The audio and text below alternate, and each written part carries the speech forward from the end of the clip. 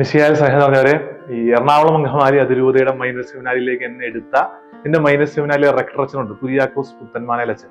അച്ഛൻ ഇപ്പൊ പുതിയിലെ പ്രീസ്റ്റ് ഹോമിൽ വിശ്രമത്തിലാണ്. 2 വർഷം ഞാൻ മൈനർ സെമിനാരിൽ ഉണ്ടായിരുന്നു. എന്റെ ഓർമ്മയിൽ ഈ 2 വർഷങ്ങളിൽ ഒരു ദിവസം പോലും എന്നെ വഴക്ക് പറയാതിരുന്നിട്ടില്ല അച്ഛൻ. എന്നെ വഴക്ക് പറഞ്ഞിട്ടുണ്ട് അച്ഛൻ. പക്ഷെ അച്ഛന്റെ വഴക്കിന് ഒരു പ്രത്യേകത എന്താണെന്ന് അറിയാമോ? അച്ഛന്റെ വഴക്ക് കിട്ടിക്കഴിഞ്ഞാൽ നമുക്ക് അച്ഛനോട് ഇഷ്ടക്കുറവല്ല തോന്നണം, അച്ഛനോട് ദേഷ്യമല്ല തോന്നണം, അച്ഛന്റെ സ്നേഹമാണ് മനസ്സിലാവുന്നത്. അയ്യോ, ഇത് ഇപ്പോഴും അച്ഛനെ ഒന്ന് കാണാൻ പോകുമ്പോൾ അച്ഛനെ ഒന്ന് വഴക്ക് പറഞ്ഞാൽ ഭയങ്കര സന്തോഷമാണ് അവനെ. ഇത് എന്റെ മാത്രം കാര്യമൊന്നുമല്ല കേട്ടാ. എന്റെ സമകാലികരായ ഈ അന്ന് സെമിനാരിൽ ഉണ്ടായിരുന്നവര്, സെമിനാരിയിൽ നിന്ന് അച്ഛൻ പറഞ്ഞു വിട്ടിട്ടുള്ളവർ, അവര് പോലും അച്ഛനെ ഇപ്പൊ ഇടയ്ക്കൊക്കെ കാണാൻ വരാറുണ്ട്. അവര് പോലും വളരെ ഗ്രഹാതുരത്വത്തോടെ ഓർമ്മിക്കുന്നത് അച്ഛൻ പറഞ്ഞിട്ടുള്ള വഴക്കുകളെയാണ്. അത് ഭയങ്കര സന്തോഷത്തോടെ ഓർമ്മിക്കണേ. ഇങ്ങനത്തെ ചില മനുഷ്യരുണ്ട്. വഴക്ക് പറഞ്ഞ ആ വഴക്കിനെ സ്നേഹമായിട്ട് ആളുകൾ മനസ്സിലാക്കും. അത് അവരുടെ ഭയങ്കരമായ പ്രത്യേകതയാണ്, അവരുടെ ജീവിതത്തിന്റെ വിശുദ്ധിയാണ്, അവരുള്ളിൽ കാത്തു സൂക്ഷിക്കുന്ന സ്നേഹത്തിന്റെ അടയാളമാണ്. ഇന്ന് വചനത്തില് ഈശോ ദേവാലയം ശുദ്ധീകരിക്കുകയാണ്. ശരിക്കും ഈശോ വഴക്ക് പറയുകയാണ്, ഈശോ ബഹളം വെക്കുകയാണ്, ദേഷ്യപ്പെടുകയാണ്, ഈശോ ചാട്ടവാറെടുക്കുകയാണ്. ഈശോയുടെ ദേഷ്യത്തെ ഈശോയുടെ കൂടെ ഉണ്ടായിരുന്ന ശിഷ്യന്മാർ എങ്ങനെയാണ് മനസ്സിലാക്കിയെന്ന് അറിയാമോ? അത് ഇന്നത്തെ വചനത്തിലുണ്ട്. ഈ യോഹന്നാന്റെ സുവിശേഷം 2-ാമത്തെ അധ്യായം 17-ാമത്തെ വാക്യം. അതിങ്ങനെ പറയണേ: അവിടുത്തെ ആലയത്തെ കുറിച്ചുള്ള തീക്ഷ്ണത എന്നെ വിഴുങ്ങിക്കളയും എന്ന് എഴുതപ്പെട്ടിരിക്കുന്നത് അപ്പോൾ അവന്റെ ശിഷ്യന്മാർ അനുസ്മരിച്ചു. അതായത് ഈശോ ഇമാതിരി ദേഷ്യമൊക്കെ പെട്ട് കഴിഞ്ഞപ്പം ശിഷ്യന്മാർക്ക് അത് മനസ്സിലായത്, ഇത് ഈശോയുടെ ആലയത്തെ കുറിച്ചുള്ള തീക്ഷ്ണതയാണ് ഈശോ കാണിക്കണമെന്നാണ്. അല്ലാണ്ട് ഈശോന്റെ പ്രതികാരം അങ്ങ് തീർത്തു, ഈശോയുടെ ദേഷ്യം അങ്ങ് തീർത്തു എന്നല്ല. മാതാപിതാക്കന്മാരെ, നിങ്ങൾ ശ്രദ്ധിച്ചു നോക്കണം. നിങ്ങൾ വീട്ടിൽ നിങ്ങളുടെ മക്കളോട് ദേഷ്യപ്പെടുമ്പം അവർക്കത് മനസ്സിലാകുന്നത് അപ്പന് അമ്മയ്ക്ക് എന്തോ കലിപ്പ് തോന്നിയിട്ട് അത് കൊണ്ടുവന്ന് എന്റെ മുതുകത്ത് തീർത്തെന്നാണ് ആ പിള്ളേർക്ക് തോന്നണമെങ്കിൽ നിങ്ങൾ വളരെ അപകടകരമായ പേരന്റിങ് ചെയ്തുകൊണ്ടിരിക്കുന്ന മാതാപിതാക്കന്മാരാണ്.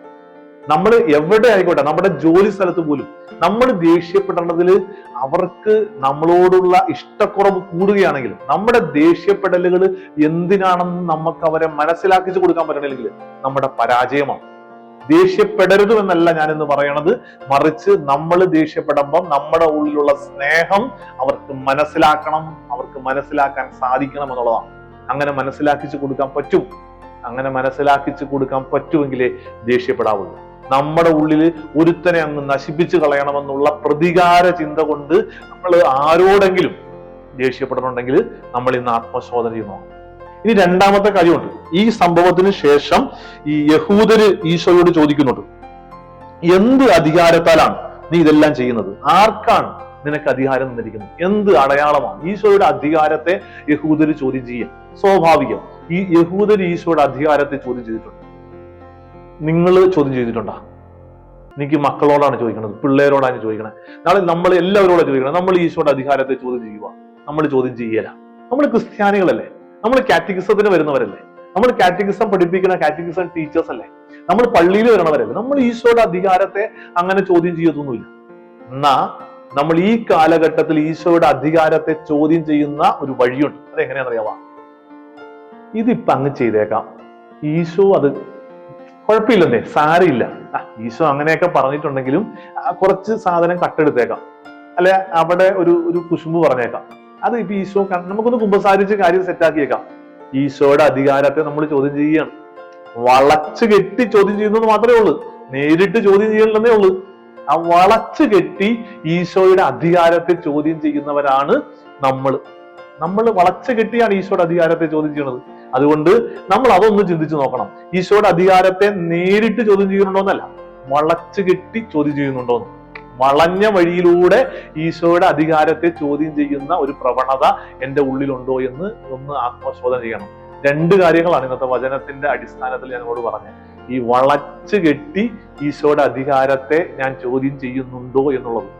2-ാമത്തെ ഒന്ന്, ഞാൻ ദേഷ്യപ്പെടുമ്പം എന്റെ ഉള്ളിലുള്ള സ്നേഹം എനിക്ക് പ്രകടിപ്പിക്കാൻ പറ്റുന്നുണ്ടോ എന്നുള്ളത്. ദേഷ്യപ്പെടുമ്പം സ്നേഹം പ്രകടിപ്പിക്കാൻ പറ്റുന്നത് എന്റെ വ്യക്തിത്വത്തിലുള്ള വളർച്ചയാണ്. ഞാൻ കുറച്ചുകൂടെ കൂടുതൽ നല്ല മനുഷ്യനായിട്ട് മാറുകയാണ്. ആ നല്ല മനുഷ്യനായി മാറിയതുകൊണ്ടാണ് ഈശോയുടെ ദേഷ്യത്തെ ശിഷ്യന്മാർക്ക് ദേവാലയത്തെ കുറിച്ചുള്ള തീക്ഷ്ണത കൊണ്ടാണ് അവൻ അങ്ങനെ ബഹളം വെക്കുന്നതെന്ന് മനസ്സിലാക്കാൻ സാധിച്ചത്. നമ്മുടെ ഉള്ളിലുള്ള പ്രതികാരവും കലിപ്പും ദേഷ്യവും തീർക്കണതായിട്ട് മാറരുത്. ഈശോ നമ്മളെ സമൃദ്ധമായിട്ട് അനുഗ്രഹിക്കട്ടെ.